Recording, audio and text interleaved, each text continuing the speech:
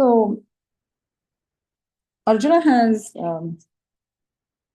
asked few very important questions. Previously, we have been discussing. He asks, what will happen to those yogis who have not, made it, as in who have not attained perfection, but they have tried, and when they are reborn, what will happen to them? Because on one hand, they would have also, in some cases, they would have entirely given up their material life and taken up full-time spiritual practice, or to whatever extent they have compromised on their material aspirations or material life. But now, what will happen to such people? So, will they be, will they lose out on both spheres? So therefore, he's asking these because many people are under the impression that, oh, if I take to spiritual life and I'll be, my material happiness or material life will be finished and all that. So now, Shloka 40, Sri Krishna starts responding to these questions about unsuccessful yogi. Shri Bhagavan Uvacha Partha Naiveha Namutra Vinashastasya Vidyate Nahi Kalyana Krit Kaschid Durgatim Tata Gachati.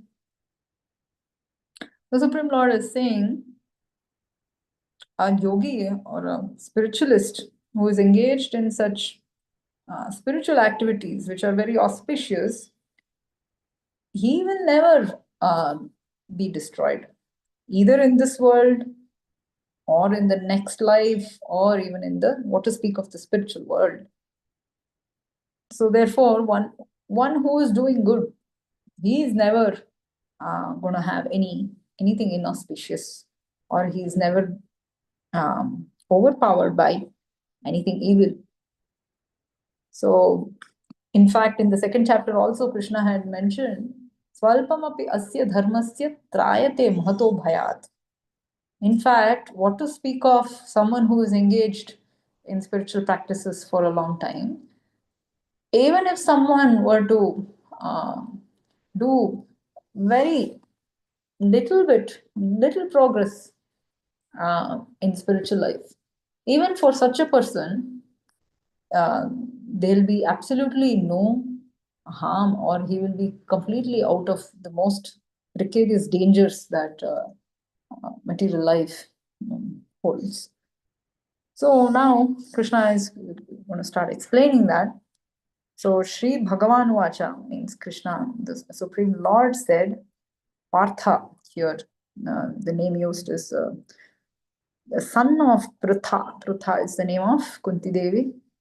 Na eva, na, never it is so, eva. Iha means in this world, as in this material world, or it can also mean in this life. Na amutra. Amutra means in the next life. Neither in this life nor in the next life. Vinashaha means destruction. Tasya vidyate. Vidyate means exists. So for such a person, there will be no loss or no destruction that ever come upon him, either in this life or the next.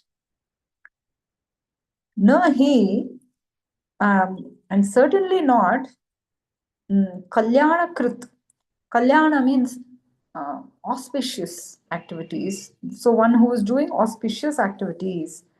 Kaschid durgatim, kaschid, for any such person, durgatim means some bad destination or degradation. It could mean many things. It could mean then no one will go to hell. What to speak of going to hell? They will always be assured of at least human life and a decent birth in the next life, in a decent family, so that one will be given opportunity to continue this spiritual life. So there is no question of degrading to lower species of life. So in the other shloka that I mentioned from the second chapter, so Srila Prabhupada writes, if I'm not mistaken, in the purport, स्वल्पमपि अस्य धर्मस्य त्रायते महतो भयात्. So even little bit of endeavor, progress in spiritual life will save one from the greatest danger. So he explains, Prabhupada explains, what is that greatest danger?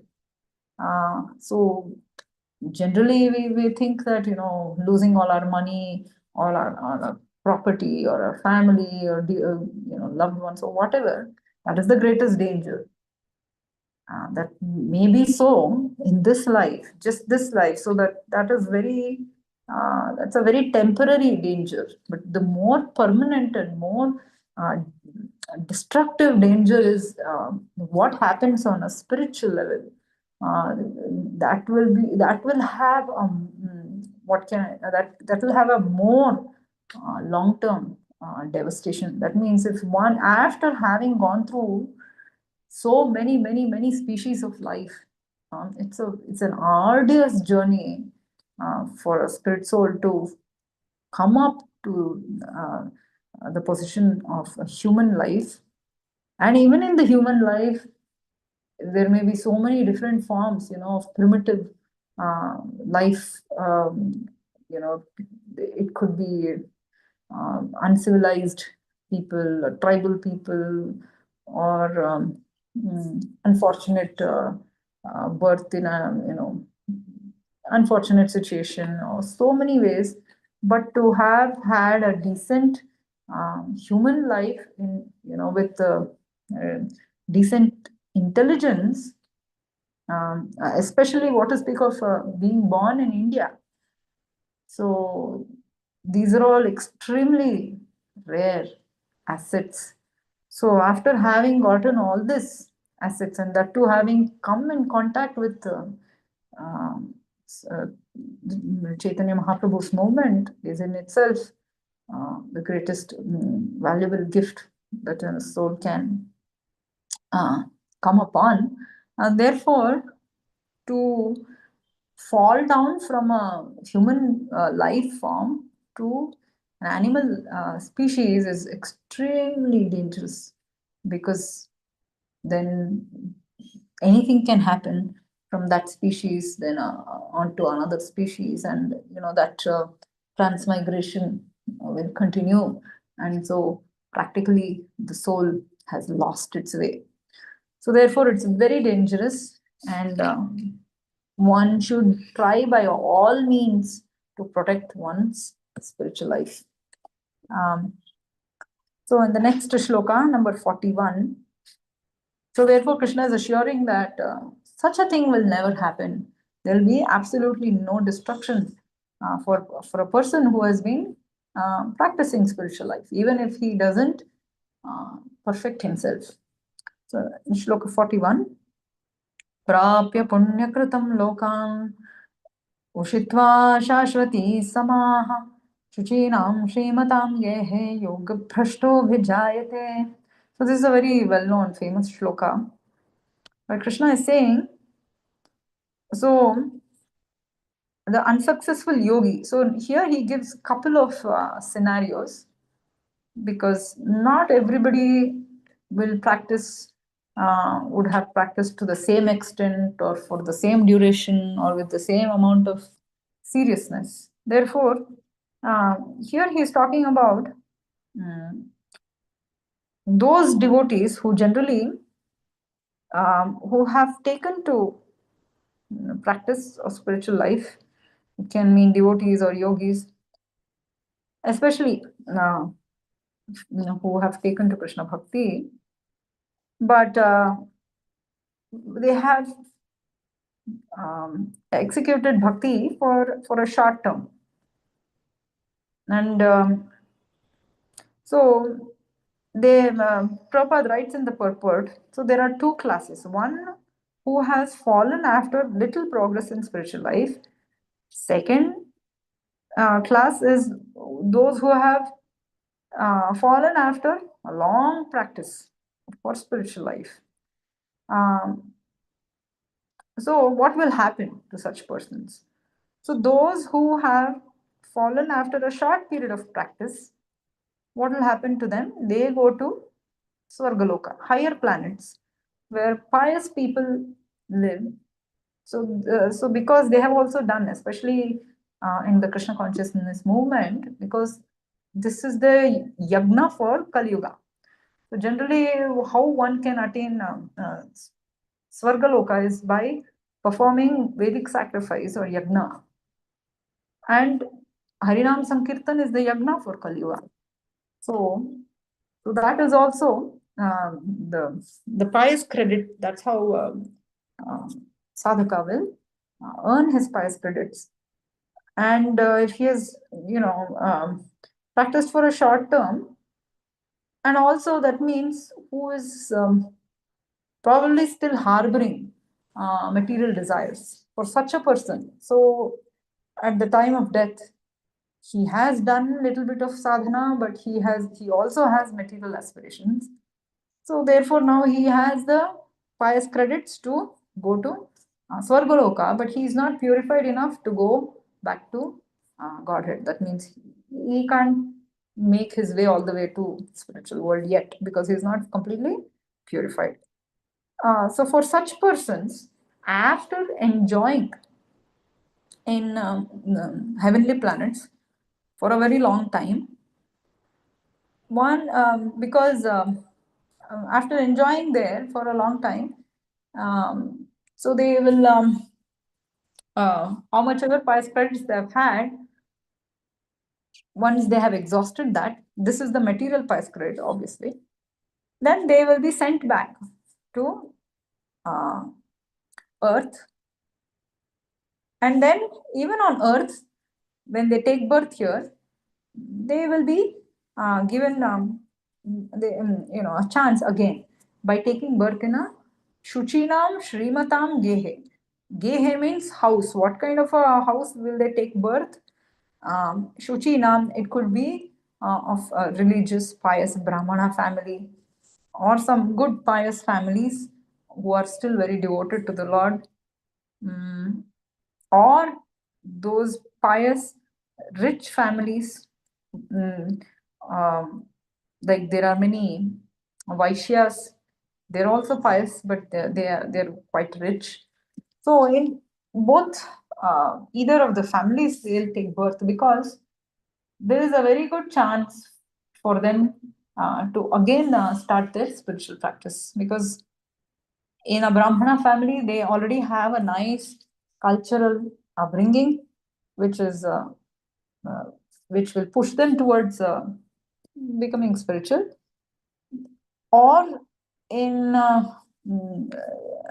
those rich families, what happens is they don't have to work so hard and earn a living. That way, at least they can devote their time for spiritual practice.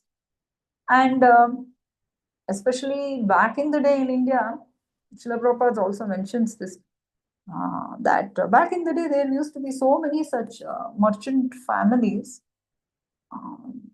big business families and all that. Even though they had a lot of money, but they still were very pious, and many of them were worshippers of Lord Krishna, Lord Rama, and they were devoted that way. So naturally, children who are born in those families, they also pick up that devotion and culture. So therefore,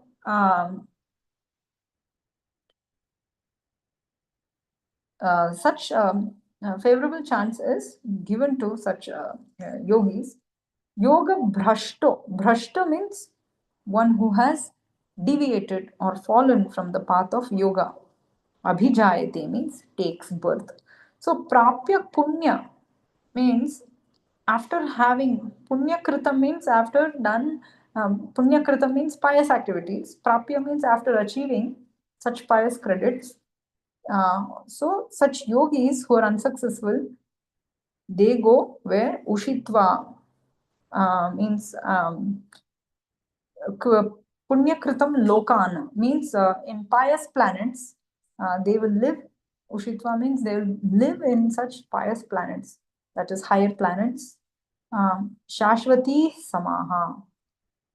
Shashwati Samaha means for a long time, as if have been living there for eternity.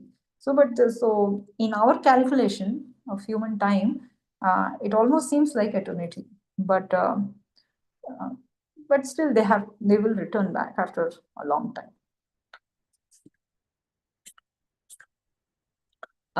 Next shloka, he talks about the next scenario.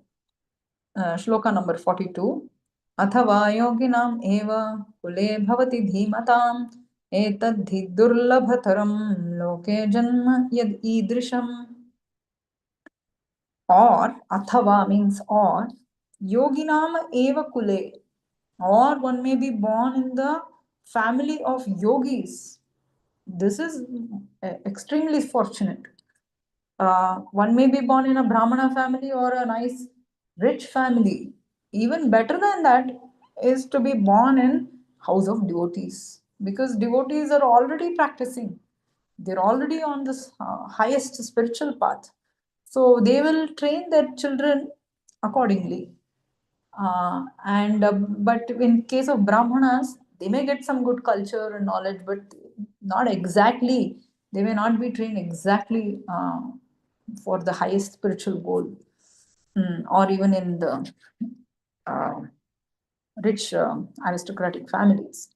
So, therefore, such a great fortunate position is given to those souls who have practiced for long term. So here also Srila Prabhupada writes in the translation, or if unsuccessful after long practice of yoga.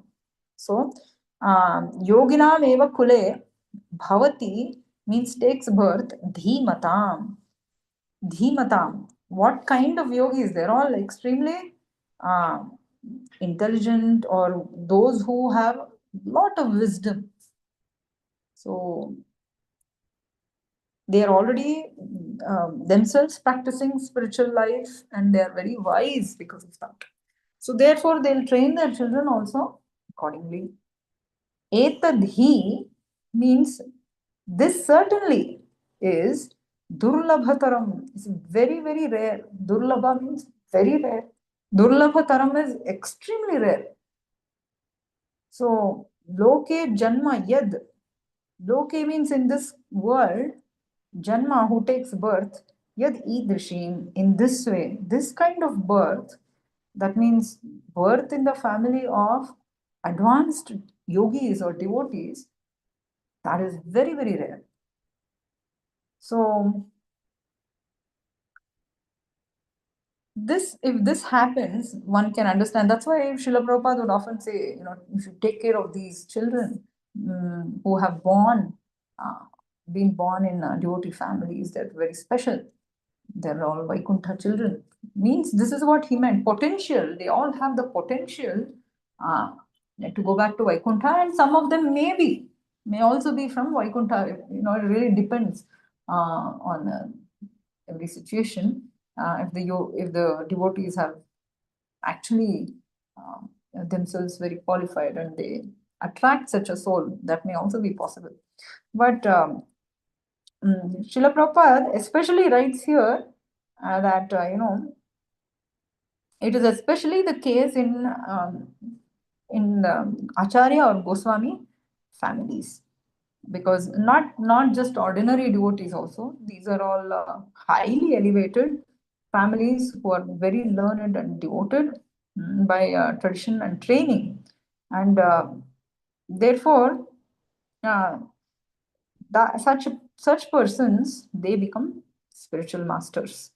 And he says that because this nowadays, of course, it's degraded much more.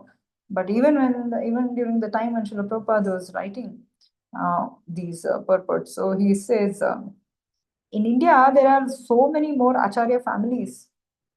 Of course, now it's degraded, and therefore such kind of Acharya families are very conducive for grooming another Acharya. And he gives the example of Srila Bhakti Siddhanta Saraswati Thakur, who himself was uh, born in the family of Srila Bhaktivinoda Thakur, who himself was also um, topmost devotee, and therefore both of them were absolutely topmost devotees. And Srila Prabhupada himself gives example of his own self that he was also born in pure devotee family. Srila Prabhupada's own father was a very pure devotee, and therefore he was also trained in that way from the very beginning. Okay, shloka number 43. Tatra tam buddhi samyogam labhate paurvadehikam yatate cha tato bhuyaha samsiddhau kuru nandana. Tatra means there upon tam buddhi samyogam. So such a person, as in such a soul, after the birth in such families, buddhi samyogam means he again he revives his Krishna consciousness, his divine consciousness, and it won't take him much to again restart his spiritual life where he had left off in his previous journey. Labhate paurvadehikam. Labhate means gains. Paurvadehikam means from his previous body, from his previous life. Yatate chatato bhuyaha. Yatate means now that he's got such a nice, favorable environment, such a good family, and he again revives his memory or his consciousness of bhakti or spiritual endeavor. Now, so he again starts endeavoring again in the path of yoga or bhakti yoga. And yatate, so he endeavors cha tataha. From now on, again, he starts to practice his spiritual sadhana. Then bhuyaha, again, samsiddhau kuru nandana. So again, he starts striving for perfection, exactly where he had stopped. So what do we mean by that? So this is something that the spiritual progress, the progress on the yoga ladder is a permanent asset. So wherever a person has left in the previous life, that means whatever is his level of consciousness, he will start his journey, his spiritual journey in this life from that point onwards. He won't fall down. This falling down, in some cases, just like in the case of Bharata Maharaj, even though he apparently fell down and got degraded into an animal species, he was born as a deer, but still because his consciousness was highly elevated, and the Lord gave him the memory also, that he could understand that what blunder he had done his previous life. So even within that dear body, he still continued his spiritual sadhana. So therefore, that consciousness, the elevated consciousness, that is never lost.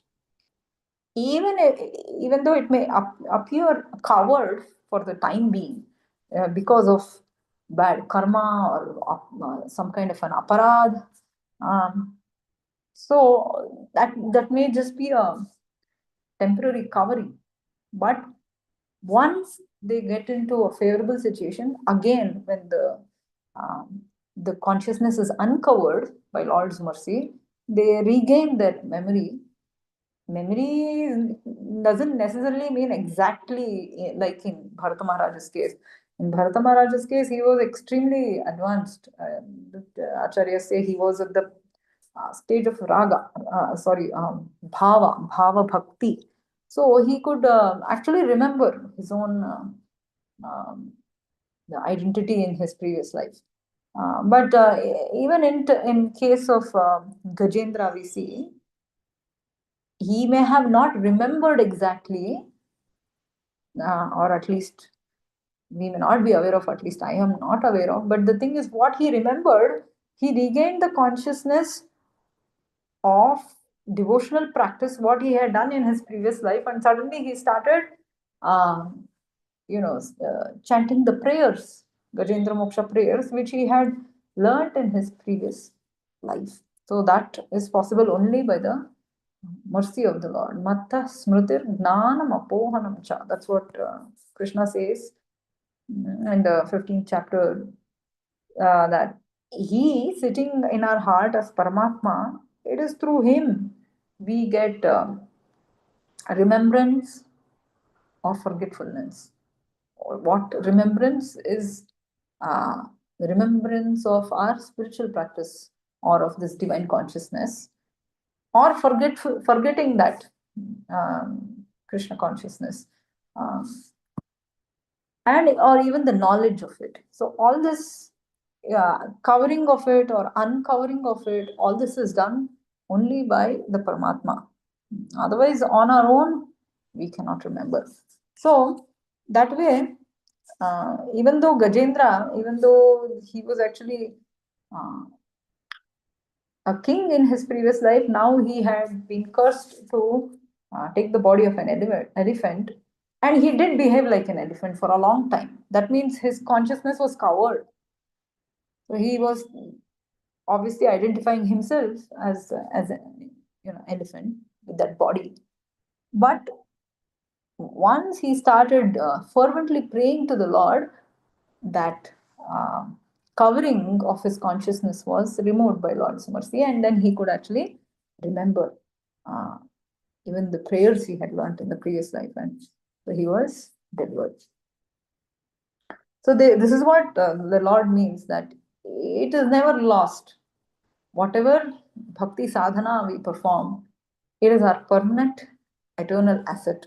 So, in his next life, such a yogi, he will again start endeavoring for the spiritual perfection, exactly where he had stopped in his previous life.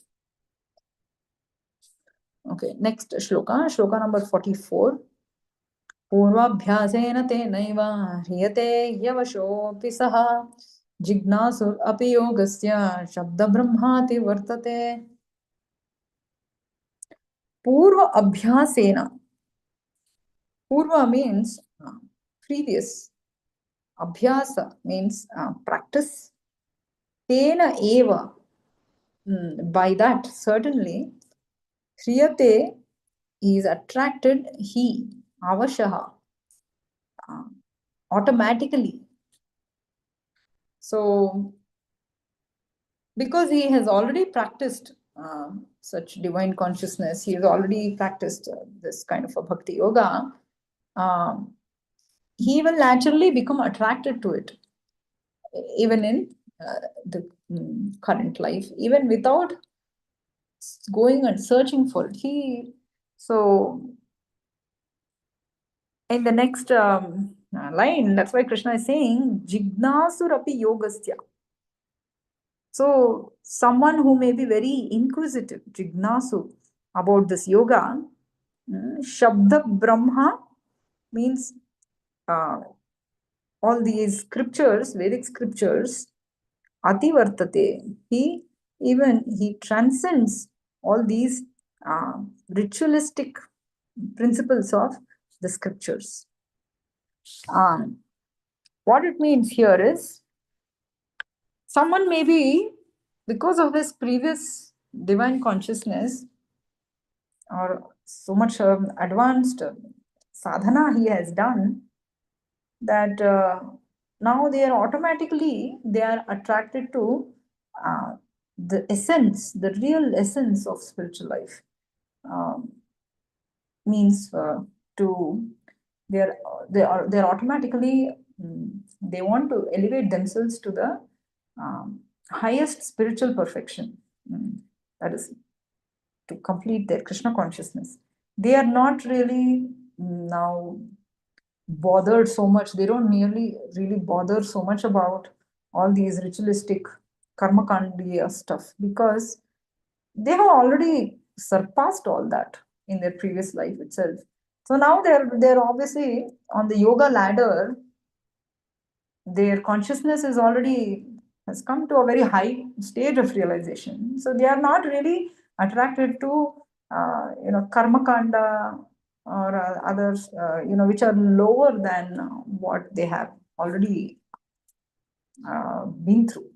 So let's say someone who has already come to a point of bhakti yoga, he will not want to go back to karma kanda or even gnana yoga for that matter. But for such a person who is already very elevated, it becomes very easy and natural. So we can see that, even in the life of Haridas Thakur, here that example has been given in Lord Chaitanya's movement. Even though Haridas Thakur externally he was born to a Muslim family, but then because he was already was a perfect soul, highly elevated, that to a perfect soul. So he was naturally um, he got attracted to bhakti yoga, and then he was so elevated that he could chant continuously. He could chant 300,000 names uh, of Hare Krishna Mahamantra every day. So therefore, um, so Srila Prabhupada writes that such a person, if he is already chanting constantly, that means he is already surpassed all the karma kanda and all the other ritualistic activities known as the Shabda Brahma. Uh, so even Devahuti in third canto Srimad Bhagavatam, when she is praying to Kapila Deva, she also makes such an amazing statement. Aho batashvapachato gariyan yajjihvagre vartate nama tubhyam tepus tapuste juhur sasnurarya. She's saying that one who is chanting the holy name of the Lord constantly, because that is the highest perfection of yoga ladder. So that means it should be understood who can be chanting like that unless he has already, she's saying, even though he may be born in the family of a dog eater externally, but it doesn't matter. Such a person, he must have already performed all the Vedic sacrifices, gone to Tirtha Yatras, and done all sorts of Yagna, Havana, all this. And they must have studied the Vedas, and they must have finished doing all that. And that's why they are on this stage. So we can never really judge externally that way. Someone may have joined the movement, you know, much later than others, but they may suddenly progress very fast. And someone may be very naturally they have a taste for chanting, or they have a taste for reading, or like that. Or uh, in this case, here it is also said, such an inquisitive transcendentalist. Someone may be very inquisitive, very interested to learn. That shows that he already has a taste. It's probably coming from the previous life. That's what here it is said. So therefore, purva bhyasena tenaiva. So whatever we are carrying from our previous life, if we have a lot of bhakti onmukha sukriti, this is called as bhakti onmukha sukriti. It is not the regular pious credits. That means there are three types of sukriti Vishwanath Chakravarti Thakur talks about. One is the karma unmukha sukriti. That means by doing good karma, let's say someone has was feeding the poor, or they have given some charity and all this kind of stuff. That is good karma, and they will also get sukriti. That is karma unmukha sukriti. And what will they get in the next life? They will be either sent to they'll be given higher birth, or birth in some very rich family, or they'll be born very beautiful, or things like this. So they'll be given higher, um, resources for material enjoyment, because they have done some material good activities. So they'll also be given good material uh, karma phala in the next life. So someone who has done good sukriti, good pious deeds in for dana, so they'll also be given chance to elevate themselves in dana. Or and but for one who has done some pious deeds in relation to bhakti, maybe by serving a sadhu, even without knowledge, that is called as agnata sukriti, with or without knowledge. So they will be given a chance to now uh, start their bhakti process. Either they start or they will continue from where they were. So therefore, this is the kind of sukriti they're talking about. So one who already has this kind of a sukriti, which was favorable for bhakti, so in this life they will very easily go forward. The more sukriti one has from the previous life, the more they are quickly progressing. So in this life, the lesser they have, so therefore it will be more difficult for such people. Therefore, we see all sorts of scenarios even among devotees. Just a minute.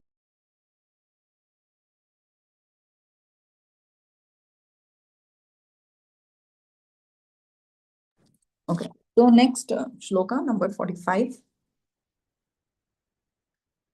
प्रयत्नाद्यतमानस्तु योगी संशुद्ध किल्बिषः अनेकजन्म संसिद्धः ततो याति परां गतिम्.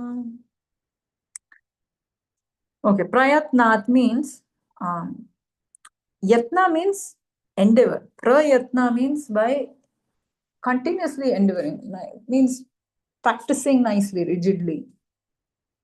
Yatamanaha, endeavoring. So one who is endeavoring very sincerely to practice their spiritual life. To yogi, such a yogi, samshuddha kilvishaha, then he is, kilvisha means sins, contaminations. So such a person who is very sincerely endeavoring to make further progress in this life, then he will be washed off of all contaminations or sins. Aneka janma samsiddha. So after many births, aneka janma, after many births, he will now achieve the perfection, samsiddha. Tato yati, tataha means thereafter he attains, yati, param gatim, he attains the supreme goal. So it is in most 99% of the cases, almost all, very rare are the cases wherein people are suddenly elevated. Maybe that is because of kripa. It is called as kripa siddhi. Otherwise, mostly it is all sadhana siddhi.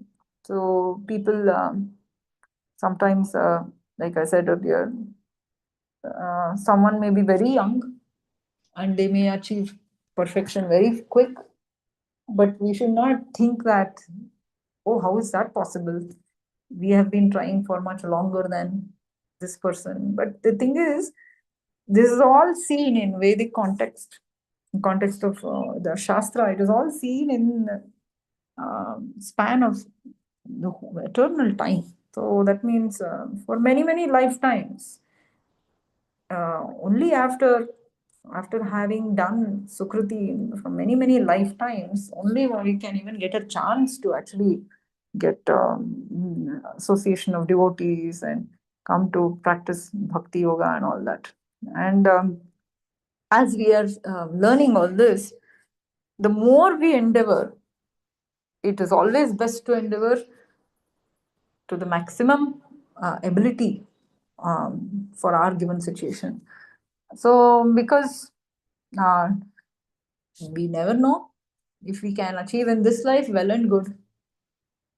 If by chance we are not able to achieve in this life, at least next life, we will be given, birth in the home of a very great yogis. So, so that's why we should never leave it for next life. So we should try uh, to our level best in this very life to achieve perfection. But still, uh, those mostly who become perfect in this life, it is mostly because they have been trying for many lifetimes. That's what Krishna is saying here. Because we come with a lot of baggage, so much of sins we would have performed, innumerable sins, innumerable lifetimes.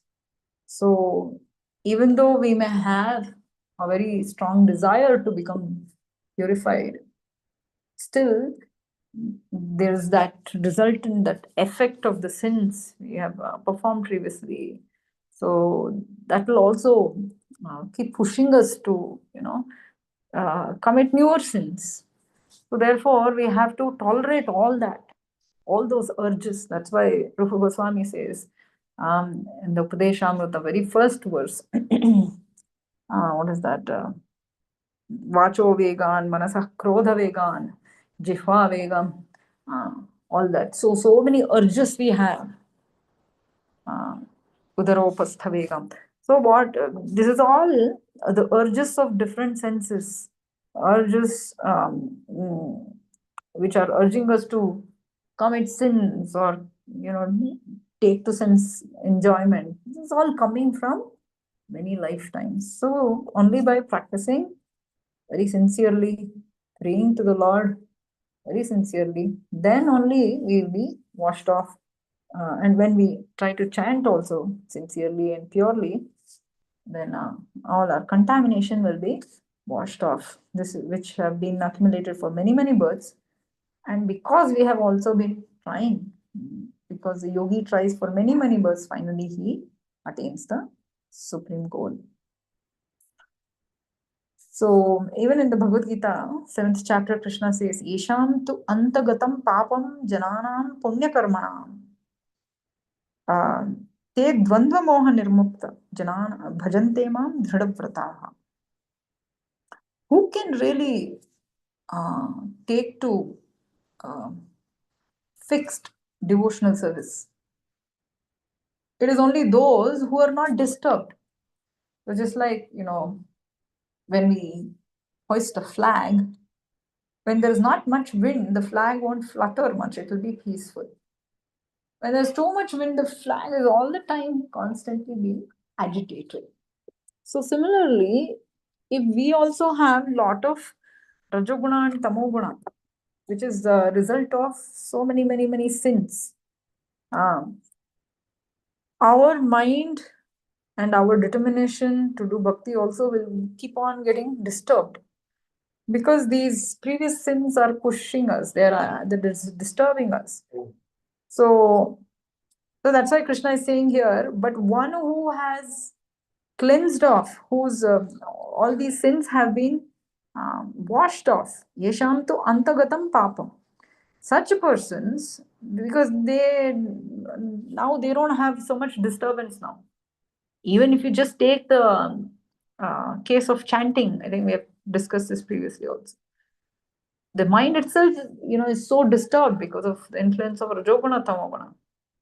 So we have discussed, I think, in this very chapter, when the mind becomes very calm and peaceful and not disturbed anymore, that means we can understand that our sins have been more or less, it's all washed off, because all that, the waves or the wind that are disturbing the mind are actually the effects of the sins or the Rajoguna, in the form of Rajoguna and Tamoguna.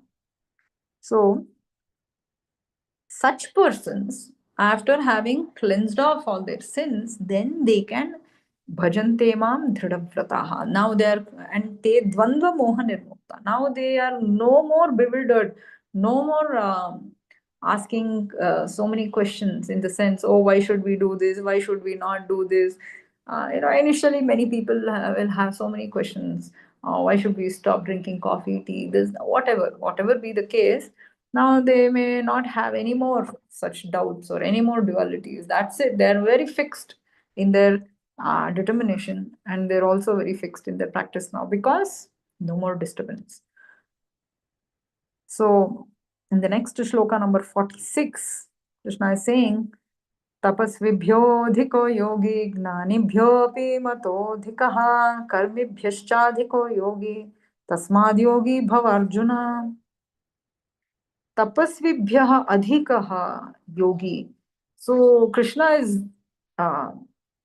now he's actually glorifying the yogi, which is actually a bhakti yogi, because we will understand now bhakti yoga is actually the highest of all yogas, and therefore yogi in the highest sense is actually bhakti yogi, means a pure bhakti yogi, not a sadhaka who is still so trying. So one who is a pure devotee, he's already reached the perfection of yoga ladder. Such a pure devotee, yogi. So Krishna is saying he is higher than um, tapasvis or the ascetic. Tapasvibhyaha adhikaha. Adhikaha means greater. And yogi is greater than all the tapasvis or the rishis. ज्ञानिभ्यः अपि मतः अधिकः. So, and he is greater than jnanis. As in he is more wiser. He's more he's greater than the yogis who are very wise, and he's also greater than who? Karmibhya. All these regular fruitive workers who are all the regular materialistic people who work for their own selfish enjoyment. So yogi is the highest, he's saying. So that's why he is greater than ascetics or those who are engaged in dhyana or meditation. He's higher than the gnanis who are cultivating knowledge, and he's also greater than even the fruitive workers or the regular karmis who are working for themselves. Tasmad yogi bhavarjuna. And therefore he's saying, therefore, O Arjuna, bhava means you become. You just become a yogi because he's the highest of all. So therefore, so Krishna is now confirming. That's what Srila Prabhupada is saying here. Bhakti yoga is clearly the highest of all, because in the very next verse, Krishna is going to confirm who is this kind of yogi he's glorifying so much. So immediately a person may start thinking, what kind of a yogi is it? Is he karma yogi? Is he gnana yogi? Is he dhyana yogi? Who is he? Because they're also yogis. Whoever is engaged in cultivating spiritual life is a yogi, but he may be doing it in conjunction with other processes like gnana, karma, dhyana, all this. And finally, bhakti. So now, which yogi is Krishna talking about? One may say, oh, in in ISKCON, in Prabhupada's references, it's always bhakti. So that's why you are biased. People talk like this. So, but then we should know how to defend, because now Krishna is himself. Everything is self-evident, actually, especially in Bhagavad Gita. So, in the very next shloka now, last shloka of this chapter, Krishna makes it very explicit. Which yogi is he talking about? So, shloka number 47. योगिनामपि सर्वेषां मद्गतेनान्तरात्मना श्रद्धावान् भजते यो मां समे युक्ततमो मतः. So, who is the highest of all yogis now? Krishna is giving his verdict and concluding this chapter because this chapter is all about yoga, and he's spoken at length about dhyana yoga and the progression of yoga, and then fate of a yogi and all this. And then now he's giving his final conclusion. Who is the highest yogi? Yoginam api sarvesham. Of all types of yogis, madgaten means one who is madgata, means one who is always in me. That means who is thinking of me. Antaratmana, within himself. So one who is always thinking of Lord Krishna within himself, within his mind. Such a person, Shraddhavan bhajate yomam. So not anyone like Kamsa or Shishupala, they were also always thinking about Krishna. Are they the best of all yogis? No, no, no. That's why he's clarifying here. Shraddhavan, one who has full faith. Bhajate means one who is rendering loving service. So one who should be favorably serving the Lord. Yo Mam means one who is serving me, that is the Supreme Lord Krishna. Same yukta tamaha. Such a person, mataha. Same mataha means in my opinion, or I consider by me, such a person is considered to be yukta tamaha. Yukta, yuktatara, yuktatama. So this is the superlative degrees in the Sanskrit language. So good, better, best, what we say in English. Similarly, yukta means one who is connected to Krishna. Okay, so yukta tara means one who is more connected, who is much better, and yukta tamaha means he's the most, means the greatest. So means among the yogis, yukta tamaha means the greatest of all those who are connected, or greatest of all yogis. So who is the greatest of all yogis is one who is with great faith. He's always thinking of the Lord within himself, and he's also not just thinking, because he is loving the Lord so much, and he's also favorably serving the Lord. He is most intimately united with me in yoga, and then he's the highest of all, and that is my opinion. So this is actually the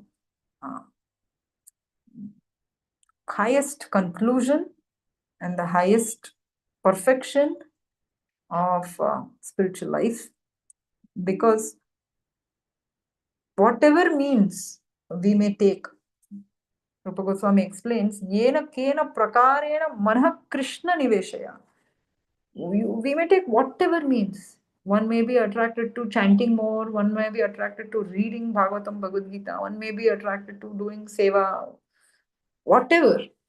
But the final test is, are we able to think of Krishna all the time?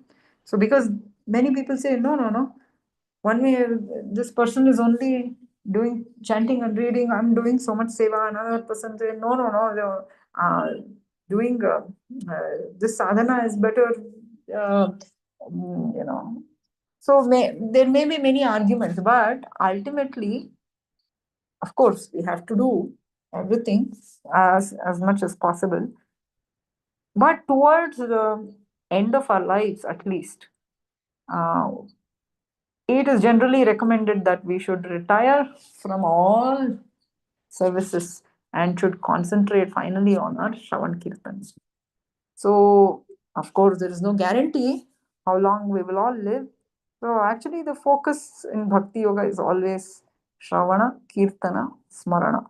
Because to think about the Lord constantly, it is very, very difficult. It is the highest perfection. And that remembrance comes only after enough Shravana and Kirtana that has happened. So, unless we constantly hear about him, read about him, how will we be able to think about him? And unless we purify our heart by chanting his holy names, also it's not possible to think of him. So therefore, ultimately, unless one has developed love for the Lord, it is not possible to think about him. So therefore, because we can think of someone all the time only if we like them so much, and if we have, especially we are very attracted or very attached to something or someone, then we can think about them. Otherwise, it doesn't come. So therefore, it is bhakti yoga is the highest. So because bhakti yoga includes this very much, Shravana, Kirtana, Smarana. We are doing all different uh, processes, Navavidha Bhakti, different ways of bhakti, finally to come to that stage of remembrance of the Lord. So ultimately, that is the highest goal, and one who has attained that, that means he has attained perfection. And he is the highest of all yogis. So, and he's also um, telling Arjuna that, he is actually the highest of all yogis, Arjuna, because he's always thinking of Krishna, and uh, he doesn't have to worry because he's already a perfect soul. Because he is uh, such a great devotee of the Lord, he's always thinking of him, and therefore he's actually the highest of all yogis. All right, so we will stop